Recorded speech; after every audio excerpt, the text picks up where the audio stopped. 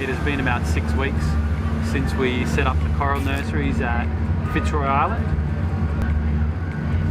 Today we are going out ourselves as one of the volunteers to be part of the process to see how the corals are doing and just make sure everything's going smoothly. So it's a bit cloudy, it's a bit windy, and we're not anticipating the visibility to be very good at all.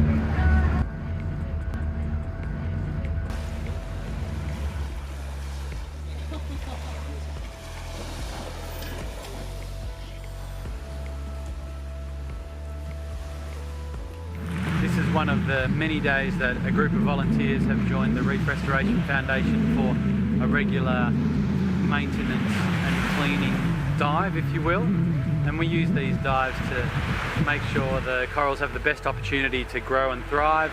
And we also collect a little bit of scientific data on the way. So today we were looking at the condition of the corals and just checking for survival rates, essentially. We use toothbrushes to clean the wires, stems and main trunk of these coral nursery trees from the overgrowing algae, as to give the corals as much of a chance as they can get to grow big enough for us to eventually transplant them out onto the natural reef.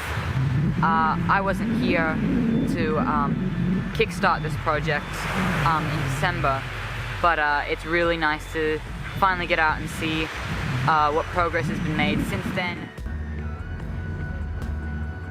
Unfortunately, the conditions were not ideal, to say the least. We had about 3 meters of visibility, if that, and we had a pretty strong current on the first dive. We have around 15 knots of wind, pretty strong current, around 3 to 4 meters of visibility. That is maybe one of the worst days that we have here in Fitzroy Island during our project with coral reef restoration.